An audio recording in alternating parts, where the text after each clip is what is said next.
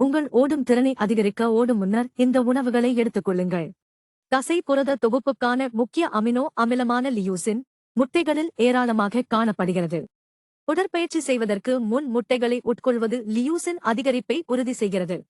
வாழைப்பழத்தில் vitamin B6 நிறைந்துள்ளது. இது கார்போஹைட்ரேட்டுகளை பயன்படுத்தக்கூடிய ஆற்றலாக மாற்றுகிறது. இது ஒரு விளையாட்டு பானத்தின் அதே குளுக்கோஸ் அளவை பராமரிக்க உதவுகிறது.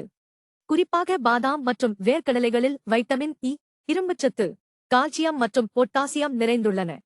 இரண்டிலும் மோனோசாச்சுரேட்ட கொழுப்பு அதிகமாக உள்ளது. இது ஆரோக்கியத்திற்கு முக்கியம். குறுகிய ஓட்டத்திற்கு போதுமான ஆற்றல் இருப்பு இருக்க வேண்டும்.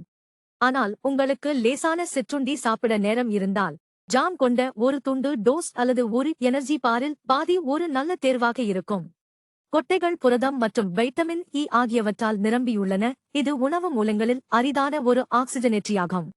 இந்த ஊட்டச்சத்துக்கள் ஓட்டப்பந்தய வீரர்கள் அதிகம் ஊட்டச்சத்து பெற உதவும்.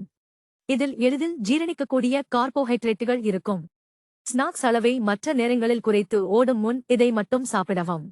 பேரிச்சம்பழம் இயற்கை சர்க்கரைகளால் நிறைந்துள்ளது. குளுக்கோஸ், பிரக்டோஸ் மற்றும் சுக்ரோஸ் அவை உடனடி ஊக்கத்தையும் நிலையான எரிபொருளையும் வழங்குகின்றன. ஒரு கிண்ணம் ஓட்ஸ் சாப்பிடுவது அதன் அதிக கார்போஹைட்ரேட் உள்ளடக்கம் மற்றும் எளிதில் ஜீரணிக்கக்கூடிய தன்மை காரணமாக உங்களுக்கு ஆற்றலை வழங்கும்.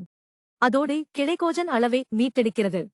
மெதுவாக வெளியிடும் கார்போஹைட்ரேட்டுகள் நிறைந்த கிரேக்க தயிர் உங்களை முழுவதும் உற்சாகமாக உணர வைக்கிறது.